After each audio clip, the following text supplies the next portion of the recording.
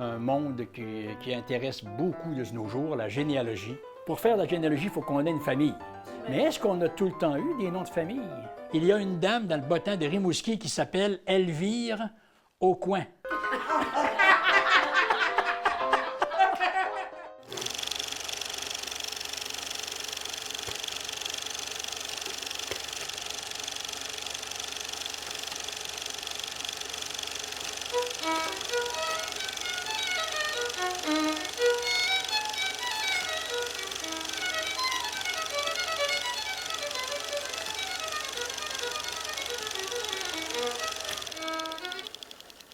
Bonsoir à vous tous.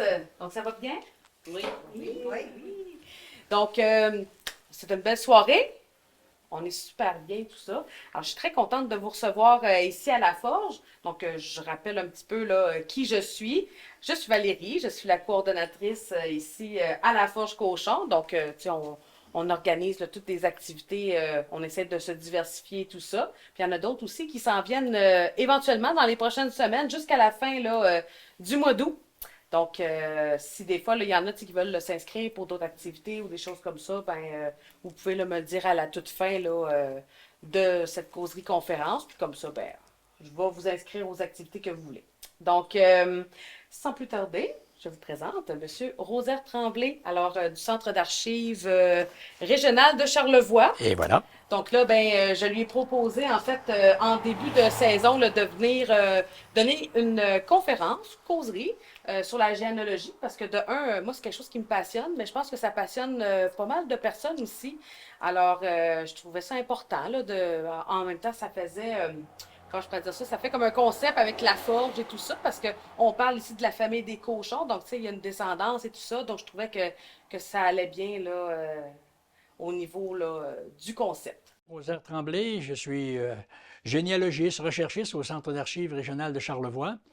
Ça me fait bien plaisir ce soir de me retrouver dans ce magnifique équipement historique et culturel de Charlevoix, la Forge et Menuiserie Cochon. Et pour faire comprendre un peu, essayer de vulgariser ce qu'est la généalogie, donc l'histoire de nos familles, du Québec et de Charlevoix. Alors, à travers tous les ouvrages qui existent, toutes les sources de documentation possibles, c'est ce que nous causerons ce soir lors de cette rencontre. Ça me fait plaisir de me retrouver avec vous ce soir ici dans ce temple, je dirais, de la culture matérielle de Charlevoix, la forge Cochon et menuiserie. C'est vraiment un patrimoine absolument bien conservé, puis c'est bien interprété. Alors, c'est un plaisir d'avoir répondu à ton invitation, Valérie, pour cette petite soirée. Sans prétention, sachez-le bien. C'est juste pour ensemble échanger sur un monde qui intéresse beaucoup de nos jours, la généalogie. Et en cours de la prochaine heure environ, là, si vous avez des questions, gênez-vous pas. J'aimerais que ce soit plutôt interactif et qu'on échange. Si vous avez des questions, on pourrait donc y répondre à mesure que vous avez des interrogations, plutôt que d'y revenir à la toute fin, puis avec une rafale de questions. Alors, on y va de façon décontracte et surtout simple. C'est ça, c'est ma caractéristique. Hein? Alors, effectivement, moi, je représente le Centre d'archives régional de Charlevoix. Juste quelques mots pour vous dire qu'on existe depuis 25 ans comme centre. On est situé au sous-sol de la bibliothèque René Richard à Baie-Saint-Paul et on est agréé par le gouvernement. Ça veut dire qu'on a des subventions pour être capable de fonctionner au niveau du personnel et on peut acheter des équipements également. Là, et on conserve jusqu'à maintenant quelque chose comme 135, 140 fonds d'archives privés. Alors, nous ne gérons que des archives privées, donc d'individus de Charlevoix. On en a d'ailleurs beaucoup qui nous viennent de l'Est, soit dit en passant, donc de très beaux fonds. Et c'est ça qu'on interprète. Et notre caractéristique, c'est qu'on reçoit des fonds, oui, mais on les interprète à savoir quel est leur contenu, et on les protège dans des conditions optimales en termes de conditions environnement, là, ça veut dire tout le matériel de conservation. Et le dernier élément non négligeable, c'est qu'on les rend accessibles. Donc, les gens peuvent venir consulter des fonds pour des fins de recherche personnelles ou des organismes viennent nous voir pour consulter ces fonds-là. Alors, je lance l'appel en même temps aux gens qui nous écoutent à travers la télévision communautaire et vous lancez le message autour de vous si vous le voulez. On est toujours ouvert à recevoir des fonds, si petits soient-ils. Il est toujours le bienvenu. Un album photo qui est jeté dans le bac de récupération ou dans une poubelle, il est perdu à jamais. Mais quand il est dans un centre d'archives, il peut être interprété sous toutes sortes d'aspects, que ce soit au niveau des objets qu'on y retrouve sur les photos, au niveau des personnes qui y sont. Bref, on ne jette pas quelque document que ce soit qui soit de nature à raconter et à interpréter notre histoire régionale de Charlevoix. Alors, j'arrive à l'objet premier de notre rencontre de ce soir, c'est-à-dire la généalogie. C'est un terme qui est bien connu. On en parle depuis longtemps, la généalogie. C'est à la mode depuis bien des années. Et nos généalogistes qui nous ont précédés, là, vous savez, ils sont pas d'hier. Ils sont de très loin derrière nous. On n'a qu'à penser à des Archange Godbout ou encore à des Cyprien Tanguay, Monseigneur Tanguay, qui a produit une œuvre colossale, je vous en reparlerai tantôt, et Pierre-Georges Roy. Ici, dans Charlevoix, vous avez peut-être connu ou entendu parler, peut-être que madame a entendu parler du frère Éloi Gérard, chez les frères maristes, Éloi Gérard Talbot, qui a été pour Charlevoix un généalogiste absolument remarquable. On en reparlera avec ses ouvrages aussi. Et combien d'autres? René Jeté, René Jeté, qui a fait un ouvrage qui a repris l'œuvre de Cyprien Tanguay, mise à jour et surtout corrigée, nombre d'erreurs qui s'étaient glissées à travers l'œuvre, à travers l'ouvrage, mais c'est colossal. Il y a eu de beaux et d'importants ouvrages qui ont été produits. On en reparlera d'ailleurs un petit peu plus loin. Généalogie. Qu'est-ce que ça veut dire, généalogie? D'abord, pour faire de la généalogie, il faut qu'on ait une famille. Il faut d'abord qu'on s'inscrive dans une filiale familiale. On a un nom de famille, Boulet, Cochon, je ne sais pas, Tremblay, OK? D'où ça nous vient, ces noms de famille, ça? Bonne question. Pourquoi qu'on a un nom de famille? Nos ancêtres. Mais est-ce qu'on a tout le temps eu des noms de famille? Non. Non. Les noms de famille n'ont pas toujours existé. Pendant une longue époque, pendant des siècles et des siècles, on n'avait qu'un prénom. Pierre. Je dis Pierre, Jean-Jacques pour donner des prénoms communs, là, mais en Europe, on n'avait qu'un prénom. Mais quand la population s'est mise à grandir, à croître de façon exponentielle là, en Europe, là, il a bien fallu qu'on distingue la famille de elle et de lui d'une autre famille. Et c'est là qu'on a décidé, c'est-à-dire que par l'usage, on s'est donné un lieu pour les situer selon un contexte quelconque, pour dire, elle est une Boulet. Pourquoi Boulet? Lui, c'est un Tremblay. Tremblay. Alors là, ça va me distinguer d'un autre Rosaire qui est quelque part ailleurs, c'est pas le même. Alors, je viens de lui donner un attribut. Comme si je dirais, lui, il est beau, puis lui, il n'est pas beau. Je donne un attribut. Je les distingue l'un de l'autre. C'est comme ça que les noms de famille vont apparaître pour se situer les familles les unes par rapport aux autres. Je prends un exemple, OK?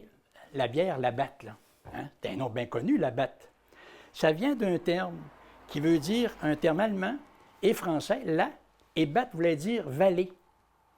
Et une famille qui vivait dans une région, qui avait une petite vallée, qui veut dire bat en allemand, produisait une bière. Alors ils allaient dans Labatt pour acheter de la bière à ceux qui en vendaient, à ceux qui en produisaient. Alors ils se sont fait appeler les Labatt, à cause qu'ils étaient dans la vallée, exemple. Tout comme Pierre Tremblay, mon ancêtre, vivait dans une zone en Normandie où il y avait beaucoup de trembles. Et une région plantée de trembles, c'est une Tremblay. Et par évolution, Tremblay devient Tremblay, qu'on connaît aujourd'hui, qui va changer avec le temps. Et il y a toutes sortes de noms qui vont s'attribuer comme ça selon différentes caractéristiques. Il y a quelques années, j'avais fait une présentation lors d'un congrès qui avait eu lieu à Baie-Saint-Paul, justement sur les familles. Et j'avais retenu, on va s'amuser un peu ensemble, si vous le voulez, pour quelques instants, à trouver comment peut venir des noms de famille, comment ils se sont classés dans le temps par rapport à des données particulières. Par exemple, classer des noms selon un qualificatif ou un épithète. Je vous donne un exemple. Le patronyme de Joly. Ah, Joly a été attribué peut-être parce que quelqu'un était bien. Hein? Gai, bonne humeur. Hein? Meilleur. Néron. Paré, être paré de... Hein? Un vandale, un nom de famille très connu, mais qui se sont attribués en fonction de traits particuliers d'une famille donnée. Je pourrais vous en nommer plusieurs, là, mais je m'arrête là pour ceux-là. Allons chez les noms attribués par rapport à la couleur. Le nom de Térou est apparu à cause de la chevelure rouquine. Les Brown, les Dorés, le blanc, hein? Le blond, et en anglais, les white. Hein? Hein? Pourquoi pas? Un titre de noblesse. Bonjour. Bonsoir, M. Cochon. Soyez le bienvenu chez vous. Oui. Nous occupons la place. Nous occupons la... Vous êtes gentil de nous accueillir, et puis je suis bien heureux de vous connaître. Oui. Rosaire Tremblay. Oui. Ah. OK? Asseyez-vous. Et puis, vous avez manqué pas grand-chose jusqu'à maintenant. On commence, à peine. OK? Alors, au niveau des titres qu'on pouvait donner à des personnes et qui vont devenir des patronymes, les rois, les sires, hein? L'évêque, le clerc, les clercs, hein? Et ainsi de suite. Les conditions. Ah, ça là est pas mal. Des conditions de vie qui vont amener à donner un patronyme comme les fauchés. Ah oui? Les gravelles. Les bossés. Le mieux, etc. Bon, ensuite, dans les lieux, par rapport à l'endroit où des gens vivaient, les Champagnes, Bretons, Godbout. Hein? Oui, on ne s'arrête pas, hein, mais effectivement, on dit, regarde donc ça, toi. Comment est-ce que les patronymes sont accordés? Par rapport à la géographie, combien de patronymes ont pu être naître, comme les Belles-Rives, les Beaux-Chemins, hein? La Roche, la Vallée. Ouais. Le son, à partir d'un son, les Bissonnettes, les Lavoie, les Ploufs. Pourquoi pas? Hein? Et des noms de famille sont nés avec ça. Par rapport à des corps célestes, les beaux soleils, les brouillards, les mercures. Hein? Hein? Au niveau de la langue, des langues de secteur, surtout en France, les Picards, pour la langue de Picardie. Par rapport au règne animal maintenant, pensons au bichon, le bœuf, le lièvre, papillon, poulain, huard, poisson et d'aigle. Hein? Les arbres ont donné leur nom à bien des familles, comme les lauriers, les poiriers, du tremble et les sylvestres. En horticulture, les Desjardins, les déhais, les cossettes, ou les fragments là, de la betterave à sucre. Et on pourrait parler des lacasses, des lavignes, des dérosiers, des dessureaux, des fleuris, des laforêts, des melons, des laets. Ah, il y en a une quarantaine que j'ai recensées. Et combien d'autres? Au niveau des bâtiments, les fortins, les greniers, les perrons, Dupont. Au niveau des mois et des saisons, les avril, les 5 mars. Par rapport à la mer, les houles, Belleau, Jourdain, l'abbé, la mare, la Marine, des Marais, la Rivière, Riverain, Bonneau, Tanguay. Oui. Au niveau des gens qui étaient chanceux ou prestigieux, les dégagnés, les gagnons, gagnés, des biens, la chance. Formés à même un prénom maintenant. Les Maurice, Jean, Jacques, Marion, Sylvain, etc., Vincent, deviennent des noms de famille. En littérature, les lisés, les lettrés, pardon. Et au niveau de l'automobile, les Renault, les Lavoie, la voiture Lavoie, hein, qui a été reprise par Ford, comme on sait. Il y avait un Lavoie un ancêtre Lavoie, pas le Lavoie qu'on connaît, là, un autre ancêtre Lavoie qui a créé une voiture qui a été rachetée par Henry Ford. En arithmétique, les côtés, les Lambert pour le quadrillage topographique, les carrés, les quartiers. Dans les outils, pensons au Lapointe, au Massicotte et d'autres. Ça, c'est une petite recension qui nous amène à voir comment les noms de famille sont attribués à partir donc d'un contexte autour des gens, autour d'eux, qui nous amène à leur donner ce nom-là, puis ils vont le garder et ils vont se transmettre les uns les autres. Ouais, les noms de famille apparaissent vers quand? Pour revenir à mon propos de tantôt. Vers le 8e, 9e siècle environ. On est à l'époque de Charlemagne. Et là, les noms de famille commencent à apparaître, puis on les distingue les unes les autres grâce à des caractéristiques comme on vient de voir. Et ça évolue avec le temps. Généalogie. Qu'est-ce que ça veut dire, ça, généalogie? Si on décomposait le terme là, pour se comprendre, pour se partir, là, génos, première partie, qui veut dire naissance en grec. Et logos, la deuxième partie, qui veut dire l'étude ou la science. Alors, par extension, les deux thèmes vont venir la science qui étudie les naissances, donc la science qui étudie la famille, les traits de famille les uns des autres pour dire moi, je suis moi, mais mon père, mon grand-père et les grands-parents, vous savez, les deux, là, bon, font que j'ai une lignée. Alors, on étudie les gènes, généalogie. La science qui étudie les gènes les uns de façon successive, et comme ça, on peut remonter jusqu'à notre ancêtre. Est-ce qu'on peut remonter? Jusqu'où on peut remonter avec nos ancêtres? Vous allez me dire, mais probablement que ça doit s'arrêter à peu près à cette époque-là, 8e, 9e siècle, parce qu'il n'y a pas de nom de famille avant ça. Logiquement, on serait porté à croire qu'effectivement, c'est ça. C'est vrai. On ne peut pas tellement aller plus loin que ça. D'ailleurs, pour exemple, je prends un cas, mon cas. Le cas des Tremblay.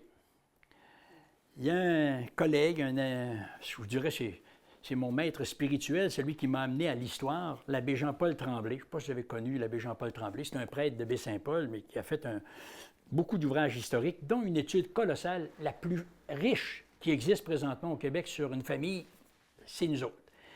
Il a passé 20 ans de sa vie à étudier les Tremblay, pas au Québec, c'était déjà fait, mais il est allé passer des années en Europe pour voir jusqu'où on pourrait remonter en Europe. Et ça a donné ces deux ouvrages-là, qui est une Bible, moi que j'appelle, pour les Tremblay. Et il en arrive justement là, à un ancêtre qui n'a même pas de nom de famille, qui n'a même pas un Tremblay, mais il arrive jusqu'à peu près à l'époque de Charlemagne, il y avait un dénommé Gauthier. C'est un nom de famille pour nous autres aujourd'hui. Mais c'est l'ancêtre, mon ancêtre, là, le plus loin qu'on puisse remonter jusqu'au 8e, 9e siècle, là, Gauthier d'Apres. Les Apres étant une petite chaîne de montagnes là, dans le secteur, d'où le nom de Gauthier d'Apres, qui est l'ancêtre des Tremblay. Alors, nous, on a la chance d'avoir cet ouvrage-là, mais ce n'est pas toutes les familles qui peuvent l'avoir. Pourquoi? C'est que les archives très anciennes en France, en ce qui concerne les Tremblay, étaient conservées dans un monastère.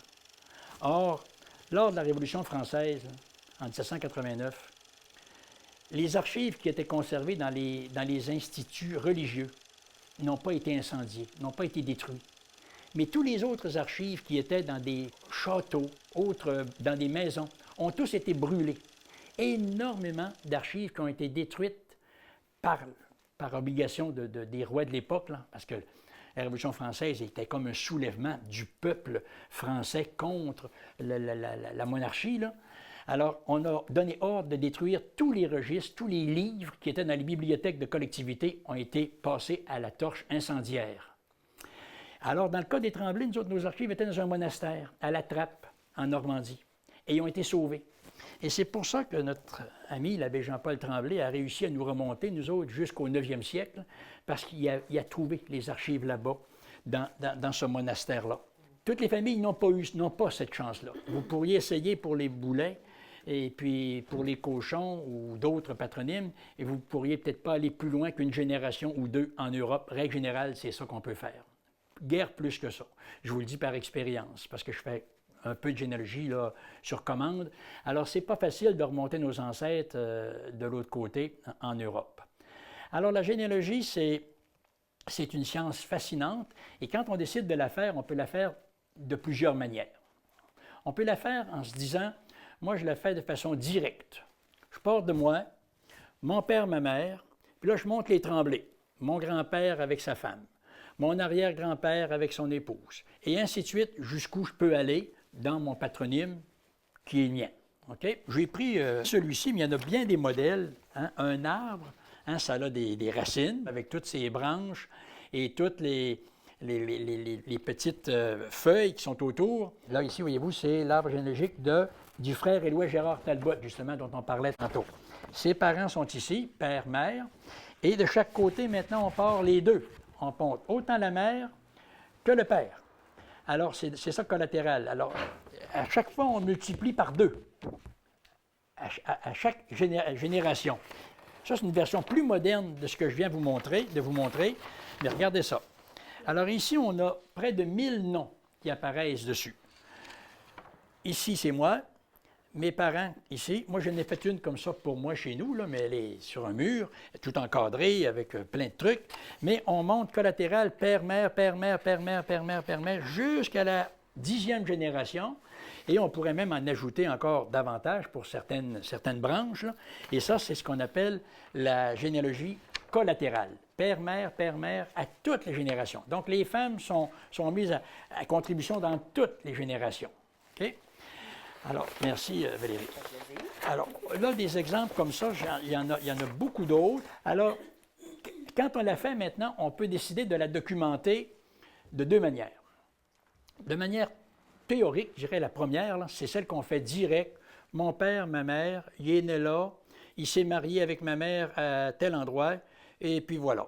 Mon grand-père, il est né à tel endroit, il s'est marié avec ma grand-mère à tel endroit, puis c'est fini. Théorique, j'en sais assez, c'est juste une petite généalogie simple. Mais il y en a une autre qu'on appelle historique. La généalogie historique, c'est celle qui documente le vécu de chacune des personnes qui figurent sur l'arbre généalogique. Alors là, je prends Valérie Boulet. Elle est née là, elle s'est mariée là, elle a eu X enfants à telle date, elle a fait tel métier, je trouve des photos d'elle dans telle circonstance à sa naissance, et là, je documente énormément tout le sujet, la personne, et là, je fais son histoire à elle.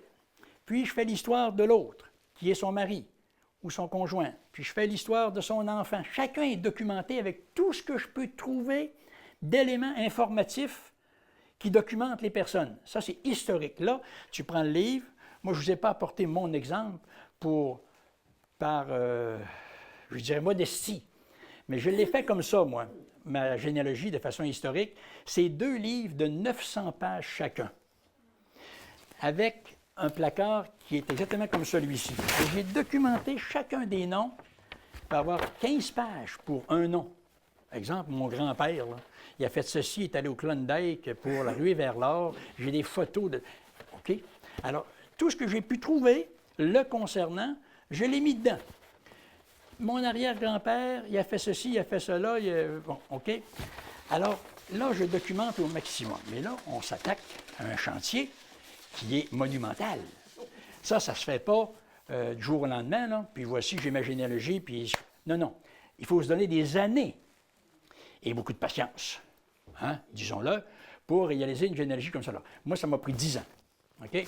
Je ne vous dis pas que je n'ai pas fait ça du matin au soir, mais par temps perdu, j'étais étudiant à l'époque, mais c'est ça d'épais, là, hein, en termes de volume. Alors ça, on peut le faire comme ça, mais c'est un beau défi, mais c'est un gros défi. Personnellement, OK, je vous le dis, si vous êtes là ce soir, c'est parce que le sujet vous intéressait, faites-le pas comme ça. Je vais vous dire pourquoi. Ça ne donne rien. On n'en veut pas tant. Honnêtement, là, on n'en veut pas tant dans le réel. Parce que ce qu'on veut savoir, mon grand-père, OK, il était chez lui, puis ma grand-mère. Mais collatéral, plus on s'en va de façon collatérale, moins ils sont parents, ces gens-là. Ils s'éloignent. OK, grand-père, grand-père. Vous avez vu le tableau, comment est-ce qu'il est fait? Mais en fait, c'est plus mes parents, on l'a rendu à 12e génération, puis c'est le 1000e dans par là-bas. Là. Je n'ai pas tellement besoin de savoir qu'elle, là, une Catherine Betté, là, dans mon arbre généalogique, j'ai une Catherine Betté, elle arrive de France en 1700 qu'elle vient de telle région. Qu'est-ce qu'elle vient changer dans mon intérêt familial? Zéro, hein? Absolument rien. Alors, j'aime mieux savoir que mon grand-père a fait ça, puis mon arrière-grand-père, de façon directe. Conseil d'amis, si ça vous tente un jour de faire votre généalogie, commencez par ça. Puis ça, si vous aimez ça, si ça devient tellement passionnant et que vous êtes passionné, là, vous embarquez dans un projet comme celui-là, et puis, j'en connais, il y a un monsieur qui vient au centre d'archives, là, fait des années, passer 2-3 heures, un autre 2 heures. Puis il vient, il fouille nos livres de référence, puis il fait sa généalogie un peu comme ça, avec les obstacles que ça implique. Parce que dans un arbre généalogique comme ça, là, okay, de façon collatérale, là, si d'aventure, on s'est arrivé dans le mien, là, rendu ici, là, c'est une Française qui vient d'arriver, ou un Français qui vient d'arriver de France, puis qui se marie à Québec, là, un exemple, là, ça arrête là. Donc, on peut se retrouver avec plein de gros blancs là-dedans, là, à différents endroits, parce qu'il arrive de France, non pas au début de la colonie comme mon ancêtre, mais il arrive en 1823. Pourquoi il arrive? Il peut arriver en 1923, une personne au Québec, là, puis elle se marie à Québec, à Baie-Saint-Paul ou à Malbaie. Alors, il se crée, dans un arbre comme celui-là, là, moi, des blancs, là, dans les coins, là, j'en ai une douzaine. Au moins. Au moins. Parce qu'ils arrivent en Amérique, non pas au niveau de ma 12e génération là, mais au niveau de la 7e. Alors, il y a des blancs. À moins de dire, je m'en vais en Europe pour elle, pour lui, pour elle et pour lui, puis m'aller faire sa généalogie rendue en Europe. Hé, on se calme, hein? On se calme pour dire, là, aller chercher cette Catherine Betté-là pour faire quoi? Alors, moralité, hein? On n'a pas tout à fait de besoin. Je sais qu'elle arrive là, mais je n'irai pas en Europe dépenser 8 000 $ avec un voyage, passer 3 mois en France pour trouver la fille, puis sa généalogie. Non. D'autant que... Hein? C'est peut-être un peu fort, hein? Peut-être un peu prétentieux et audacieux. Bref. Alors, quand on décide de faire sa généalogie d'une manière ou d'une autre, hey, savez-vous ce qu'il y en a qui font? Il y en a un qui a fait, un Tremblay, encore un mot audace de Tremblay. André Tremblay, c'est un fils de Baie-Saint-Paul, mais qui a été toute sa vie à Québec, il a travaillé au ministère de la Santé. Il a fait une généalogie descendante. Là, on se gratte le temporal ou les temporaux, puis on se dit, c'est quoi, c'est une généalogie descendante? Hein? Ah, je sais pas. Non, je pensais que vous aviez une réponse. Ah, ouais, mais... C'est quoi une généalogie descendante? À une question à 2 piastres. C'est qu'il a pris Pierre Tremblay, mon ancêtre, avec Ozanne Nachon, sa femme. Ils sont là. Il n'est pas parti de lui, puis je m'en vais le chercher. Il est parti de lui, puis il a fait ça. La pyramide est à l'envers. Aïe aïe. 350 000 noms. C'est ça d'épais. Toutes les Tremblay, il est parti de lui. Il y a eu 12 enfants. Il y en a, tous ceux-là qui sont porteurs du nom Tremblay, il n'a pas fait les femmes parce que le nom se perdait. OK? Alors, dans les enfants Tremblay, de l'ancêtre, du couple ancêtre. Alors, il a fait tous les Tremblay, puis il a tout descendu. Hey, c'est un répertoire absolument incroyable, mais ça, c'est le travail d'une vie. C'est très pratique. très pratique pour qui là, tu vas par ordre alphabétique, ils ont tous classés par ordre alphabétique, puis Rosaire Tremblay, regarde, il est là, il trouve tout. Mais ça, il faut le faire. Il y a les Asselins, il y a les Asselins qui ont fait une étude semblable, à ma connaissance, et peut-être quelques autres. Mais dans le cas des Tremblay, c'était audacieux, parce que c'est la famille la plus importante en Amérique du Nord. C'était quand même colossal. Pensons aux Gagnon, quelqu'un qui voudrait le faire et qui a 5 ancêtres Gagnon. Aïe aïe, hein? C'est un beau défi, un gros défi. Mais il y en a qui s'attaquent à ça, et ça, c'est une généalogie descendante. Il faut avoir le goût de le faire. Quand on décide de le faire maintenant, comment? Il faut se partir quelque part. Qu'est-ce qui existe pour m'aider à faire ma généalogie? Il y a plein de choses. D'abord, il y a les ressources humaines. Oui, il y a des ressources humaines. Aux Archives nationales, c'est sûr qu'on ne nous aide pas bien gros. Quand tu es mal pris, il faut que tu sois un peu à ton corps défendant. Mais je parle de nous autres ici au Centre d'archives. Si vous venez faire votre généalogie, je vais être là, okay? Parce que j'y travaille à tous les jours. Et là, comment je me pars, là? Hein, Valérie, comment je me pars pour faire ma généalogie? Là? Regarde, Valérie, tu prends ça de même, fais ça là, fais ça là. Puis tu vas te partir, tu vas prendre cet ouvrage-là, là, regarde, il y a ça, tu as ça, tu as ça. Elle va avoir un petit guide là, qui va y mettre le doigt là, sur tout ce qu'il faut pour la démarrer. Hey, Rosaire, là, regarde, viens ici. Regarde. Et là, on se part, puis après ça, quand on a compris la démarche, la logique, c'est tout à fait facile. D'autant qu'il existe beaucoup d'outils. Maintenant, évidemment, avec Internet, vous savez qu'il y a Mes Aïeux, Ancestry. Moi, ce n'est pas des trucs que j'utilise, honnêtement, parce que je ne suis pas bien fort sur pas l'informatique, mais l'Internet. Moi, je fonctionne avec le papier. C'est pour ça que je l'ai apporté du papier. Puis il y a de beaux outils en papier. Mais je vais vous en montrer quelques-uns, OK? Quand on veut faire ça, on peut tout trouver avec les papiers. Tout trouver. Je vous le dis en connaissance de cause. Avec des ouvrages, je vous parlais tantôt de Cyprien Tanguay, là, un monseigneur avec toutes ses tâches ecclésiastiques à son époque, qui était monseigneur du diocèse de Montréal.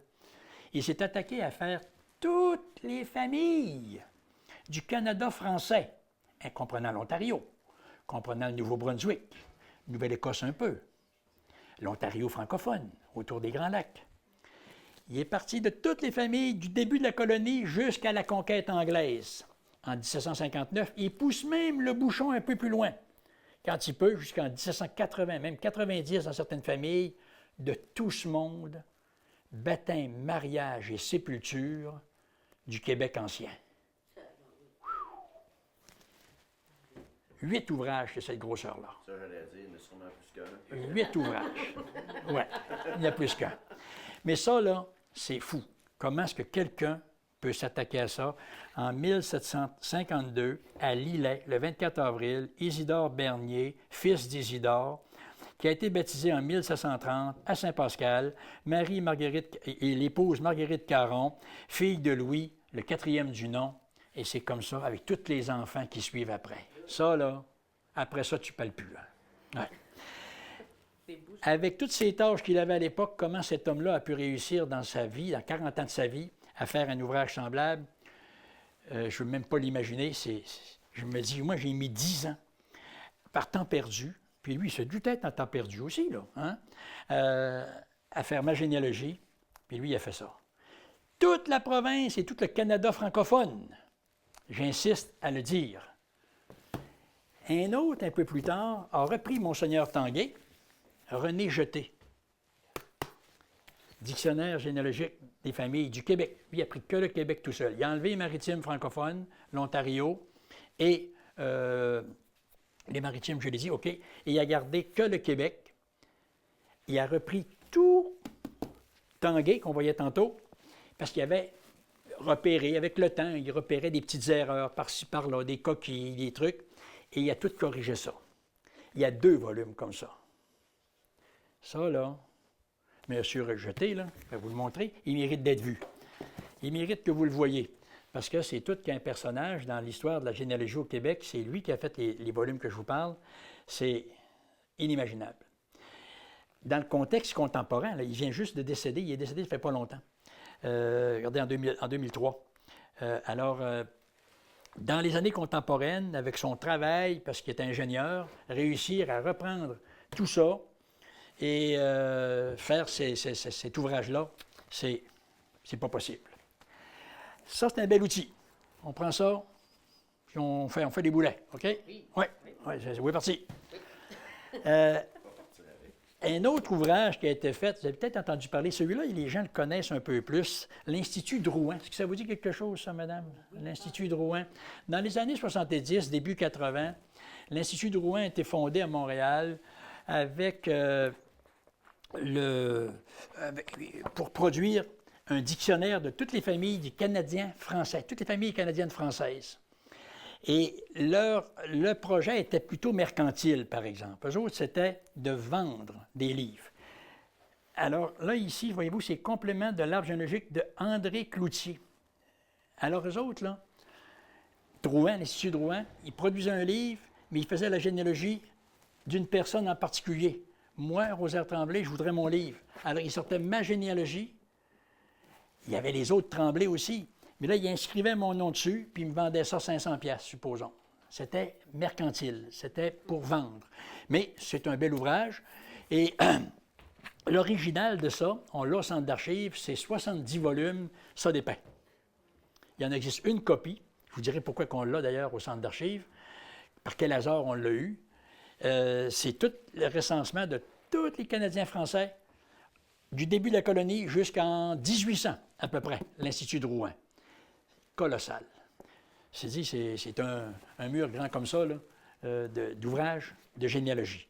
Il y a tout là-dedans. Il y a des boulets aussi. Il y en a pas mal. Il y en a pas mal. Il y en a pas mal. Et, autre ouvrage, vous savez, vous connaissez les Mormons de Salt Lake City, là, la communauté des saints des derniers jours. Là. On entend parler souvent des Mormons pour leurs valeurs religieuses. Mais eux autres, ils ont un dogme particulier, les Mormons, c'est le dogme des anciens. Ils respectent leurs ancêtres, comme il n'y a pas un peuple dans le monde, il n'y a pas une société qui respecte les anciens. Les Mormons, eux autres, leurs parents et leurs grands-parents, c'est précieux pour eux autres. Allez pas toucher à ça. C'est leur dogme de vie. Je viens de quelqu'un et je le respecte. Mon père, ma mère, pour moi, ça, c'est sacré. Alors, à partir de ce principe-là, ils ont décidé dans les années 70 de faire ce qu'ils appellent la bibliothèque du peuple. Une affaire comme ça, je ne sais pas si c'est peut-être pas le nom exact, là, mais la bibliothèque du monde ou la généalogie du monde, ils ont entrepris de numériser tous les actes religieux, toutes religions confondues, du monde. Oh! Aïe, aïe! Ouais, du monde. Alors, ils ont commencé par les plus vieilles paroisses de l'Amérique, c'est-à-dire au Québec. Premier établissement humain en Nouvelle-France. À Québec, à Baie-Saint-Paul, et ailleurs, parce qu'on est parmi les plus vieilles paroisses au niveau des registres. Baie-Saint-Paul, 1681, 9e registre paroissiaux au Québec. 9e ou 11e, quelque chose comme ça. Alors, toutes les plus vieilles paroisses, ils sont venus avec des équipements spéciaux, puis ils ont filmé toutes les pages de tous les registres de baptême, mariage, sépulture, obédience de toutes les paroisses. Ils ont mis ça sur des microfilms qui sont conservés dans une voûte de sécurité à Salt Lake City. Ils ont fait tout le Canada, entrepris les États-Unis, l'Europe, pour ce qui existe de documents. S'ils ont été détruits en Europe, bien, ils vont arrêter là où ça arrête, évidemment. Mais pour nous autres ici, là, sur microfilm, on peut avoir tous les actes, et il y a un index, ça a été lu par... Après ça, ils ont pris les microfilms, puis ils les ont fait lire par un ordinateur spécialement conçu, là, avec un logiciel spécialement conçu, qui a tout transposé les actes les uns après les autres en français écrit, et non pas l'écriture d'un prêtre, OK? Comme on voit, comme vous connaissez les registres. Incroyable. Alors, on peut voir, par exemple, un acte ici de mariage dans la paroisse de Québec, Notre-Dame de Québec, en 1663. Tous les noms qui figurent à l'acte sont nommés. C'est un mariage, alors les sujets principaux, le marié, le marié. Il est veuf, elle est veuve, il est marqué. Son âge est marqué. Ensuite, les témoins. Donc, d'abord, les parents, père, mère, et ainsi de suite. Bon, les témoins. Le prêtre qui rédige, qui célèbre l'acte de mariage, qui célèbre le mariage, est cité. Le sexe est nommé, le lien de parenté, si c'est un oncle du marié ou de la mariée qui est témoin, il est marqué oncle du marié, parce que c'est écrit ça dans l'acte. Il a tout décomposé l'acte, mot à mot. Et ça, pour le Québec, 50 volumes comme ça. Ça s'appelle le PRDH, le Programme de démographie historique de l'Université. Ça a été mené au Québec, conduit au Québec, PRDH, Programme de recensement de démographie historique, PRDH. Et l'Université de Montréal s'est associée avec les Mormons de Salt Lake City, puis a pris le dossier pour le Québec, et c'est 50 volumes comme celui-là. Incroyable. Alors, par exemple, si on avait celui de Baie-Saint-Paul, là, vous auriez de 1681 jusqu'en 1770, tous les actes de baptême, les uns après les autres, sont tous retranscrits comme ça. C'est incroyable. Alors ça, là, tu trouves tout là-dedans. Le défaut, toutefois, de ça, il y en a un. Lequel, pensez-vous? Là, au téléphone. Il manque le téléphone. Il y a un défaut. Parce que tous les noms à la fin, supposons que je prends Baie-Saint-Paul, okay? Je prends lui comme exemple parce qu'il se retrouve là-dedans. C'est la seule paroisse qu'on a avec les éboulements, je crois, qui se retrouve là-dedans. Il y a un index. Si je ne sais pas à quelle date que c'est marié, moi, Pierre-Paul Savard, un exemple. Mais je sais son nom, mais je ne sais pas à quelle date. Mais aller à l'index, je vais aller à Savard, Pierre-Paul, il en apparaît 23. Bon, le premier est dans un baptême en 1727. Le deuxième est dans un mariage, mais il est le troisième cité. Donc, ce n'est pas le marié, il est le troisième. Alors, ça me permet de me situer quel acte que je vais aller voir, voyez-vous? Mais s'il est le premier cité, comme à un baptême, donc c'est le baptisé. C'est le premier. Alors, je vais aller voir l'acte où il est le premier, parce qu'il est le sujet principal. Mais le défaut, c'est que les prêtres n'écrivaient pas tous avec une orthographe exacte. Des cimares, là, je vais prendre lui comme exemple, là, vous pouvez en avoir 50 orthographes. S-Y-M-A-R, S-I-M-A-R-T, S-I-M-A-R-E. C'est tout cimare, ça, phonétiquement parlant. Phonétiquement parlant, quelle est la différence entre cimare et cimare avec un D à la fin? Aucune. Et je pourrais vous en nommer 50, puis ça va être tout un décimare, mais il va être écrit différemment. Dans ça, comme ça a été lu par un ordinateur, Au niveau des Tremblay, c'est la même chose. même chose. Il s'écrit de façon différente. 50 fois. Puis il aime ça. Tremblay, A-Y-E, T-R-E-M, T-R-O, Tremblay, puis toutes sortes d'orthographes. Parce que les prêtres n'étaient pas tous... mettons-nous pour un prêtre, là, au début de la colonie, là, un prêtre français qui arrive en Nouvelle-France, il s'installe dans une paroisse, puis là, il baptise un bébé, puis les parents sont illettrés, ils ne savent pas lire ni écrire. Mon enfant, il s'appelle Claude Boulet. Bon, Claude Boulet. Le curé, lui, il écrit Boulet comment? Les parents ne peuvent pas le dicter. Ils ne savent pas lire ni écrire. Alors, Boulet, le curé, il l'écrit comment? B-O-U-L-A-I-S. Pourquoi pas? C'est-tu Boulet? Nous autres, on a vu Boulette. Puis Boulette. Puis Boulet, et le TTA, puis Boulet. On pourrait avoir 5, 8, 10 orthographes. Or, quand l'ordinateur a reçu les microfilms, là, puis qu'il s'est mis à toutes les lire, il les a lus tels qu'ils étaient écrits. Alors, les cimares, si j'en cherche un, il faut que j'aille voir tous les orthographes de cimares possibles. Et c'est normal. Ça a été lu par un œil électronique. Hein? Alors, c'est le défaut. Hein? Dans les prénoms aussi. Dans les prénoms aussi. Tout joue, tout joue. Puis pas rien que ça. Les traits d'union. Ah oui. Il peut y avoir pas de trait d'union aussi. Alors, Jean-Paul, un prêtre français, là, Jean-Paul, ou je ne sais pas moi, un autre prénom, là, il peut l'écrire en entier, mais lui, il va l'écrire en entier. là-dedans. Alors, il faut faire attention. Il faut faire attention quand on manipule le PRDH, le programme de démographie historique. Là, je l'ai. Programme de démographie historique. Il faut faire attention de le manipuler un peu avec discernement, mais quand on le sait, ça, on comprend l'affaire, on fait attention, puis ça demeure un outil absolument colossal. Moi, je m'en suis servi beaucoup, puis je m'en sers. Les chercheurs qui viennent chez nous s'en servent régulièrement. Alors ça, c'est... Ah oui, dans Charlevoix, je vous en parlais tantôt, on a Alain Tremblay, je ne sais pas si ça vous dit quelque chose, Alain Tremblay-Anctil, un gars de Baie-Saint-Paul avec une fille originaire de Clermont, Chantal Gravel. Gravel, l'épicerie à Clermont, là. Hein, Clément Gravel, c'est sa famille, ça, OK? Ils ont fait les familles de Charlevoix. Là, je vous ai apporté le tome 1 de la Malbaie, Pointe-au-Pic, Cap-à-l'Aigle. Catholiques et protestants. OK? Toutes les églises ont été faites. Tous les registres, du début de la colonie jusqu'en 2003, pour les 3 paroisses. Tel couple, un tel. Madame avec monsieur. Tant d'enfants, nés à telle date, à tel endroit, baptisés à tel endroit. Tout est écrit. C'est énorme. Toutes les paroisses de Charlevoix ont été faites ainsi. Les grandes familles. On les a tous, nous autres, il a fait toutes les paroisses. Et pour la Malbaie, c'est 4 ouvrages comme celui-là. Okay? Pour la Malbaie, Pointe-au-Pic, Cap-à-l'Aigle, 2 confessions religieuses. C'est un bel outil. Ça demeure qu'il peut y avoir un peu d'erreur dedans. Ça se peut, à cause du volume.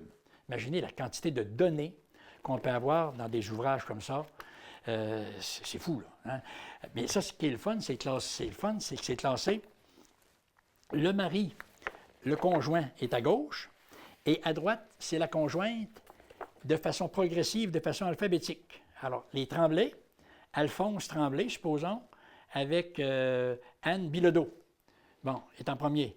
Alphonse Tremblay avec Marie Carré. B, C, puis ainsi de suite. Ça progresse comme ça. Donc, tout est classé par ordre alphabétique, par l'homme, puis par la femme dans un deuxième temps. En passant, hein, Charlevoix est une des rares régions à disposer d'une série de répertoires comme ça. Baptême, mariage, sépulture. Et je m'explique. C'est qu'ailleurs, il y a eu beaucoup de répertoires qui ont été faits, mais ce ne sont que les mariages qui ont été décryptés. Toute une série de mariages qui sont recensés. Mais on n'a pas les enfants. Or, eux, ils ont fait tous les enfants de tous les couples. Et même quand il y a des mouvances, il fait une correspondance si la mouvance se fait vers le Saguenay, par exemple. La famille déménage à partir de la Société des 21 qui va fonder le Saguenay là, en 1837. On voit se déplacer les familles. Le prochain, les enfants se marient à Grande-Baie ou Port-Alfred, exemple. Alors, tout ça est écrit là-dedans. C'est absolument incroyable. Je vous disais tantôt qu'il y avait des répertoires, le frère Éloi Gérard. Dans les années 40, quand il était directeur du collège de la Malbaie, ici, il a fait ceci, le recueil de généalogie des familles de Charlevoix-Saguenay. Tout le Saguenay, toute la Côte-Nord, tout Charlevoix traditionnel ici, mais que des mariages. Pas les enfants de chacun des couples. Ça demeure un bel outil. Ça, ce n'est pas la première version. Il y a une première version dans les années 40 qui avait énormément d'erreurs pour toutes sortes de raisons que je ne vous expliquerai pas. Mais plus tard, un autre frère Maris, au Mont-Champagnat, à Château-Richer, a repris les ouvrages d'Éloi Gérard, mariage par mariage, il les a tout revus et corrigés. Ça donne 2 volumes comme celui-là en correction. Mais ce ne sont que des mariages. C'est utile, mais cette deuxième version corrige passablement les erreurs de la première édition des années fin 40, là, dans ces plages-là. Pour trouver des informations qu'on n'a pas dans lui. Okay? Ce qu'il a fait, il est allé au greffe des notaires à la Malbaie, ici, au palais de justice, et un peu plus loin dans la rue, là, et il a fait toute la lecture des contrats de mariage. Il y avait un couple sur 10, ou à peu près à l'époque, qui signait un contrat devant un notaire après leur mariage. C'était pas obligé, hein? C'était souvent des familles qui avaient un petit peu plus d'argent. Là. Ils se payaient un contrat de mariage. Moi, Rosaire Tremblay, je consens à mon décès de donner tout. C'est pas un testament, là. Hein? À mon épouse, mes biens. Alors, il y avait comme une entente, un contrat de mariage qui favorisait un tel ou une telle. Et ils sont tous identifiés ici. C'est très... tout ce qui était conservé au palais de justice de la Malbaie. Classé par ordre alphabétique de nom. Et quel notaire, aussi par ordre de notaire, tous les contrats ont été classés de deux manières. Très, très, très bien fait. Et ça peut aider, ça peut ajouter, quand je vous disais tantôt qu'on pouvait faire une généalogie historique, là, on va chercher des éléments là-dedans. Et ça ajoute, baptême, mariage. Vous voyez? Pardon. Ça ajoute des éléments d'information supplémentaires. Est-ce qu'on peut changer de nom? Oui. Puis enlever ton nom d'origine, là. D'origine. Moi, je suis un Tremblay, là, mais je ne veux plus être un Tremblay, je veux être un Duchesne. Comme ma mère, moi. Là. Moi, je veux m'appeler comme ma mère. C'est des frais, puis c'est au palais de justice. C'est tout. Ouais. On va faire ça de même, là. Plus maintenant, mais ça s'est déjà fait de même. Ah ouais? Oui. Depuis 81, avec l'application des nouveaux droits de la famille en 81, on ne peut plus faire ça. Tu gardes ton nom d'origine. Tu peux, dans ton vécu quotidien, te faire appeler Duchesne, comme moi, là. Des Rosaires Tremblay, il y en a tellement là, que je l'ai diversifié pour m'appeler du nom de ma mère. Mais ça, c'est pour moi, ça. Je suis sur Internet, là, Rosaire Tremblay, cherchez-le pas. C'est Rosaire Duchesne. Alors, j'ai voulu choisir le nom de ma mère pour les médias électroniques, ces affaires-là. C'est une façon à moi, là. Alors, ça, c'est simplement dans mon vécu quotidien. Mais dans les faits, je ne pourrais pas signer un contrat sous le nom de Rosaire Duchesne. Mais avant 81, ça se faisait. On pouvait changer de nom. Maintenant, je veux obtenir un passeport. Ça me prend, maintenant, vous savez, un extrait de baptême. Qu'est-ce qu'on faisait dans le temps, quand on voulait avoir un passeport ou aller au presbytère? Chercher l'extrait de baptême. Regarde, la fille sortait l'affaire, puis elle faisait un extrait avec un papier du presbytère, puis c'était signé. Hop, tu envoyais ça. Mais là, ça ne marche plus, ça, là. Depuis 93, refusé. Pourquoi, pensez-vous? Il y avait des falsifications. Oui. Il pouvait y avoir des falsifications volontaires, ça c'est sûr, avec une secrétaire, ou je ne sais pas, tu pouvais faire changer des dates ou des âges, par exemple, pour que l'enfant... Mais il y a une mouvance dans la population, vous savez, qui est assez évidente, surtout de façon contemporaine. Dans les années 40, 50, 60, est-ce qu'on déménageait tant que ça d'une paroisse à l'autre? Non, hein? On ne partait pas de Québec, puis là, je m'en vais à Saint-Hilarion, puis je redéménage à Malbaie dans 3 semaines, non? Non. Ça ne marche plus, ça, là. Mais en 2025, ça se fait. Hein? Alors, à l'époque, ça ne se faisait pas, cela. Là. On restait dans notre paroisse. Moi, ma famille, du côté de ma mère, ça venait de Saint-Hilarion, puis ils ont tous passé leur vie là. Mais aujourd'hui, il y a beaucoup de mouvances. Un couple vit là, à Malbaie, ils ont 2 enfants, 3 ans après, ils sont rendus à Roberval ou ailleurs. L'enfant est parti, il s'en va là-bas. Mais là, au bout de 2-3 décennies, là, puis je vais avoir mon acte de baptême. Il est où? Je ne sais plus, l'enfant, lui, là. Des fois, les enfants ne connaissent même pas le nom de leurs grands-parents. Dans les nouvelles générations, là. Oui, messieurs, dames. Il y a des enfants, je l'ai vu à l'école quand j'étais là, je faisais des ateliers de généalogie. C'est quoi le nom de ton grand-père? Mon grand-père? Je ne sais pas. Des fois, ils en ont 4. Non, mais c'est vrai. Des fois, ils en ont 4. Parce qu'il y a des familles éclatées, des familles brisées. Puis là, des pères, il y en a un adoptif. Puis, hey, moi, j'ai vu une fille dans mes classes changer de nom 2 fois dans l'année. La première année, en première moitié, elle s'appelle les 2 noms Tremblay-Lavoie, supposons. Puis après les fêtes, c'est Lavoie-Tremblay. Parce qu'elle a changé d'appartement. Elle a quitté sa mère pour aller chez son père. Exemple. Okay. Des choses comme ça, là, ça vient troubler les données. Alors, depuis 1993, on a instauré la loi sur le directeur de l'État civil. Ça ici. Maintenant, les actes doivent venir du gouvernement.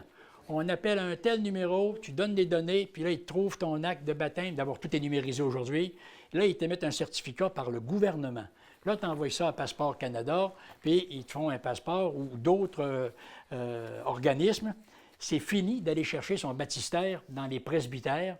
D'abord aussi parce que les presbytères, il y en a qui ferment. Hein? Il y en a beaucoup qui ferment. Prenons un exemple à Pointe-au-Pic.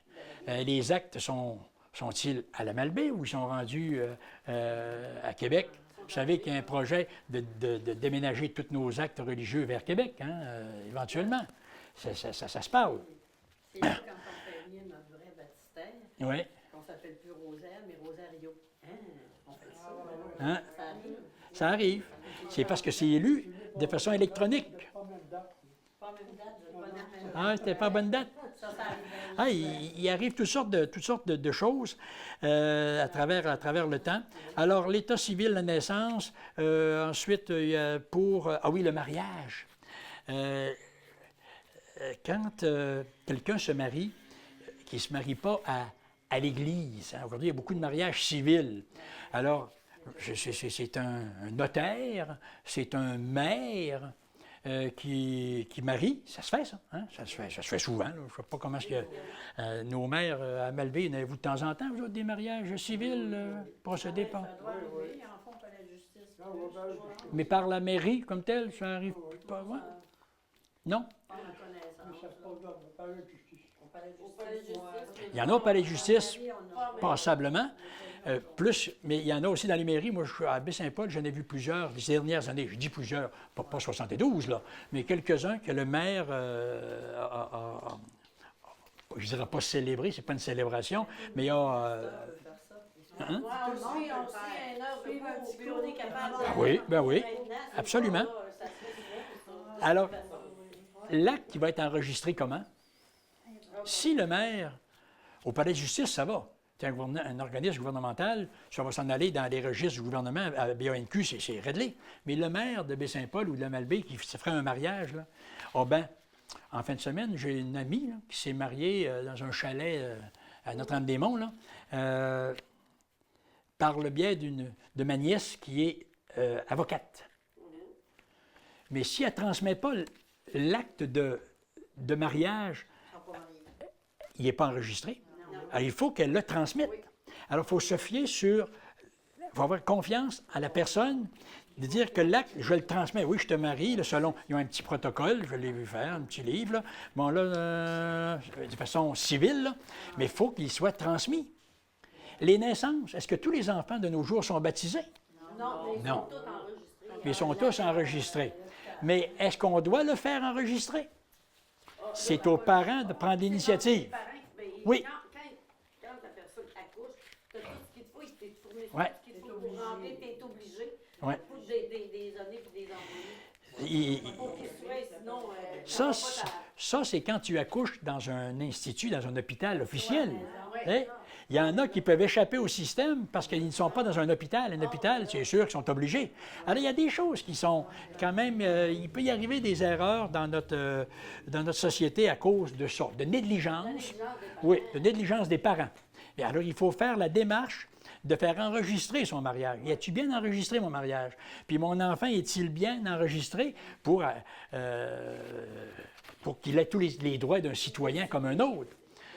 Parce qu'il arrive des choses bizarres des fois. Hein. Moi, j'ai une personne dans la vie, là, une dame qui est ma mère, en l'occurrence, je vais vous le nommer, là, s'est fait appeler toute sa vie sous un prénom donné.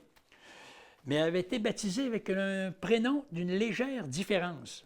Pas tout à fait pareil. Gérardine et Géraldine. OK? Or, quand elle est arrivée, tant qu'elle a resté une femme à la maison toute sa vie.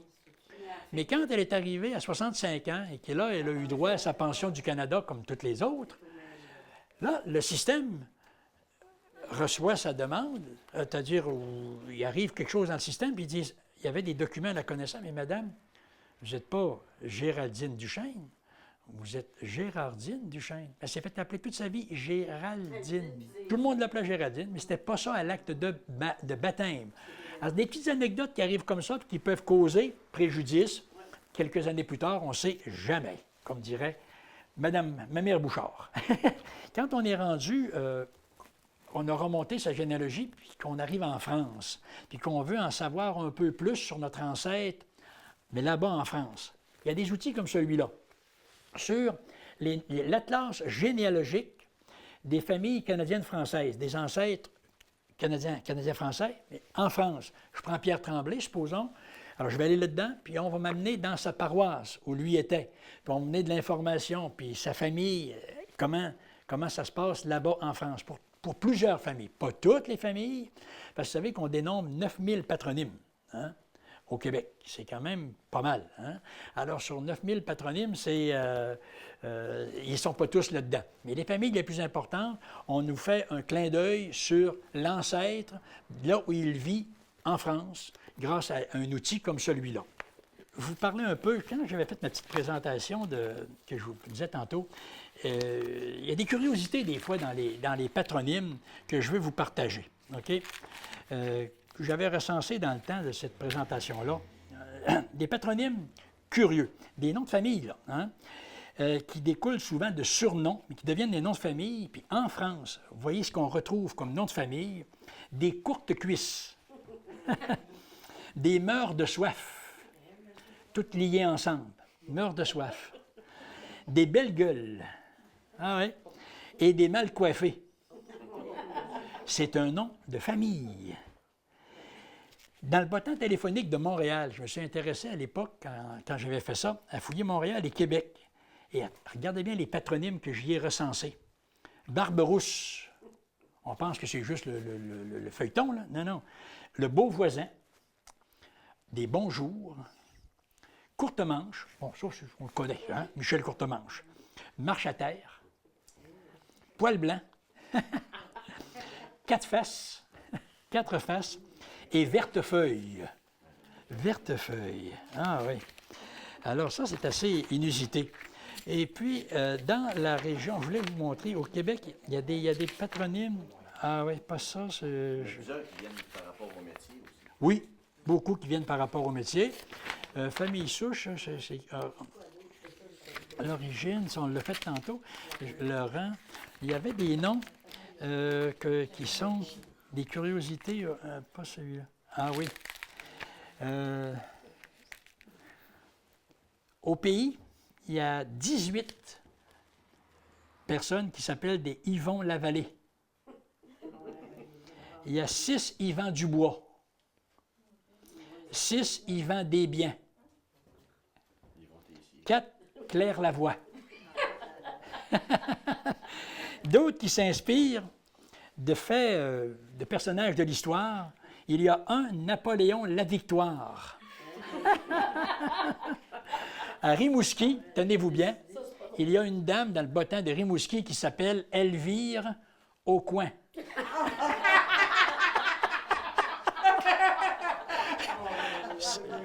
Je vous jure.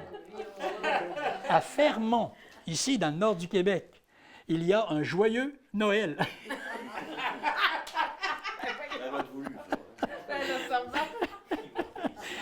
Il y a un Jean Arrache, hein, il y avait un personnage, mais il y a un Jean Arrache officiel dans le bottin téléphonique du Québec. Il y a 183 Yvon Tremblay. Yvon Tremblay. Hey, 2 Olivier Laplante. Et 1 Rose Lafleur. Du côté anglais, croyez-le ou non, il y a 6 Merry Christmas.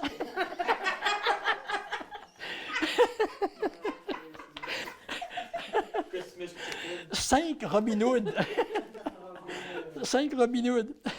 Et 1 Thursday, Tuesday. Aïe, aïe, aïe. En tout cas, c'est pas pire, ça. Alors, ça, c'est un peu toutes sortes de trucs comme ça. Alors, je ne m'arrêterai pas sur les prénoms puis les patronymes les plus répandus. Ça va prendre encore quelques minutes. Je ne vais pas vous importuner trop longtemps.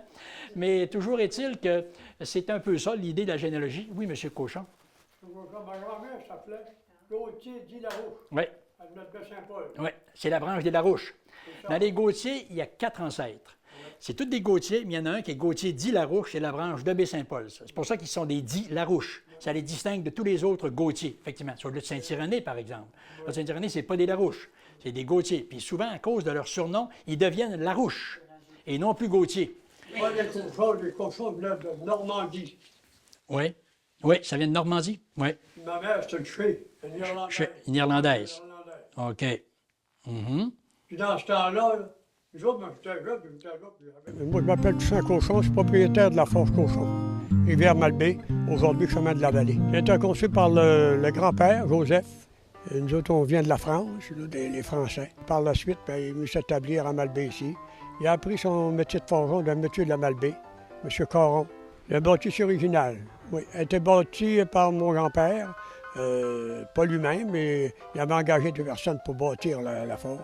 J'étais étudiant à ce moment-là, j'étais rentré par la porte principale de la forge et j'avais vu plein d'équipements. C'était pas comme c'était présentement, là, évidemment. C'était dans un autre état, mais il y a des lustres, effectivement, que j'avais jeté un coup d'œil et ça me fait plaisir de revoir ça aujourd'hui, aussi bien interprété et surtout accessible aux touristes et à la population de Charlevoix. C'est un très bel équipement culturel. Sur la généalogie, ça peut arriver une fois ou deux par année, mais plus souvent, c'est sur l'histoire générale de Charlevoix ou sur un thème très précis qu'on me demande de faire des présentations.